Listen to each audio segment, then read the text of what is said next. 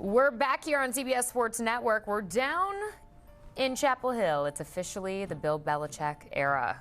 Can all that NFL experience translate to the college ranks? Well, one thing is for sure. The anticipation is real, and North Carolina has the tools to exceed expectations this upcoming season. For much more, though, on what to expect, let's go ahead and welcome back to the program Richard Johnson. Richard, great to see you. Let's go ahead and start with the footsteps that Coach Belichick is following in. Similar to the legend Bill Walsh did, goes from coaching in the big leagues to the college ranks. How do you think he will fare, and what do you think really will be the biggest challenge for him?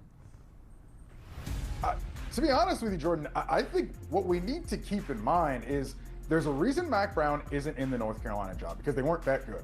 There's also a reason Bill Belichick is in this job. It's because no NFL team wanted to hire him, and the Patriots haven't been that good, especially since Tom Brady left. The roster that Bill Belichick left Gerard Mayo is the reason why Gerard Mayo isn't in the Patriots job either. So the Bill Belichick that UNC is getting, my question is, what version are you getting? You're not getting the early 2000s version that pushed the Patriots to a dynasty. You're getting this late stage Bill Belichick. And look, Bill Belichick's forgotten more about coaching than I will ever know, forgotten more about football than I will ever know. But it does need to be asked what Bill Belichick, UNC, is really getting as a college football coach, especially in this era of college football. I think a lot of people think, well, he's at the controls of the entire roster. Their GM, Mike Lombardi, as I understand it, is the person who really handles the roster and who really handles dealing with the transfer portal and dealing with the rev share salary cap and all that sort of stuff. So it does free Bill up more to coach a lot, but I'm just interested in how this is all going to work. You know, I want to ask you, in terms of challenges, do you think that there is going to have to be a continuous reminder to Coach Belichick that these are still kids who are learning different positions, different plays, different playbooks, and a lot will have to be taught rather than maybe expected? Because that's probably the biggest difference, I would have to say, when it comes to the NFL and the college ranks.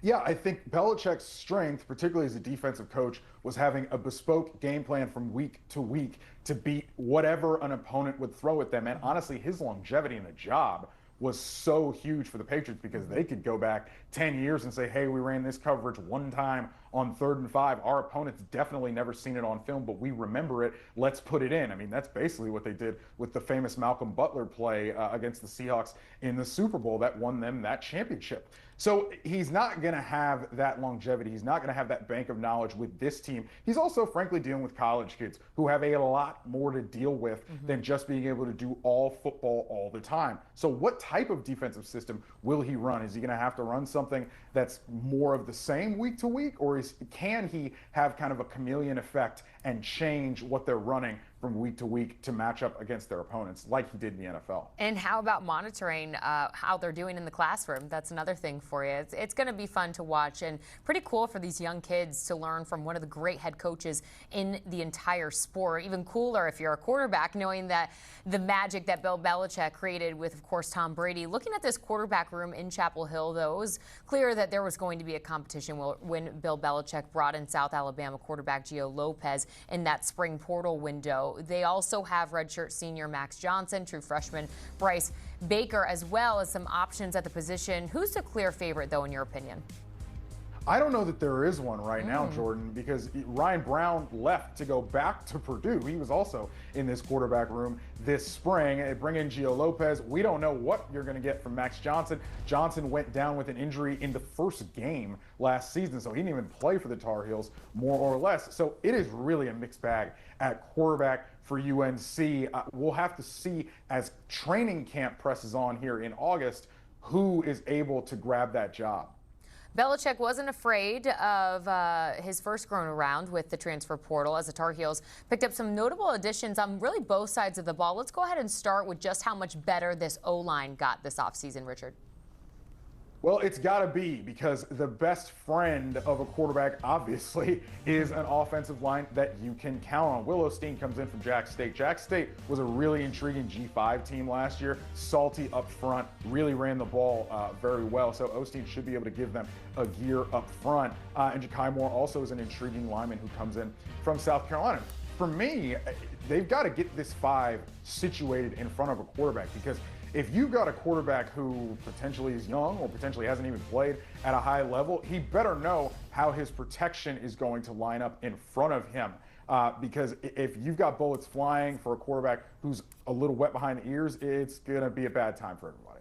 How about this D-line? We'll go ahead and throw up some of the names that are joining this Tar Heels team. They got some big talent from Penn State, Florida, Arizona. What's your expectations for some of these guys? Well, Jordan, I also want to talk about who's not in this defensive line room. Travis Shaw and Levon Johnson, both of them are at Texas. And those are interior linemen that UNC would love to have. If you think about the Patriots' great defense, you think about a Vince Wilfork, a Richard Seymour. They were so good on the interior where the Patriots in Belichick's heyday there. You've got to be good up the middle as a defensive line to be able to be truly great. So how UNC does that with what they don't have up front in the defensive interior is going to be fascinating to me. Now, in terms of position, skill position players, rather, on offense, who are some of the big names we should know? Well, for me, running back Caleb Hood, I think, is a player who could have a breakout for UNC.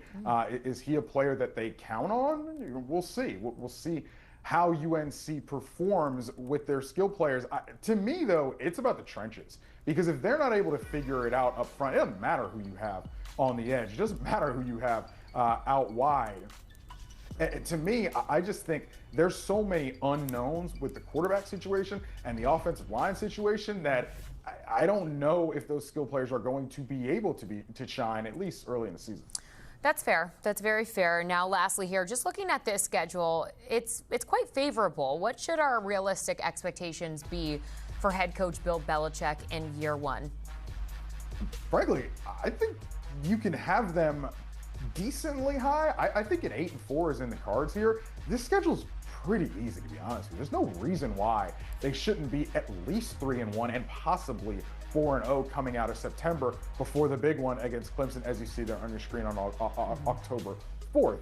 At the end of the day, though, no UNC team recently has been able to really get the better of NC State consistently. It doesn't matter what they have. And I know that is something that folks in the building in Raleigh take an immense amount of pride about, to be able to beat their in-state rivals in Chapel Hill. So I think that schedule sets up pretty favorably for Belichick in year one, despite the deficiencies that I may think exist on that team. All right, should be a good first year for head coach Bill Belichick and company. Richard Johnson, always great to see you. Incredible insight. As always, you can get some more college football talk on Bill Belichick, UNC football, and so much more on the Cover 3 podcast. All you got to do is scan that QR code on your screen and watch and listen wherever you get your podcasts.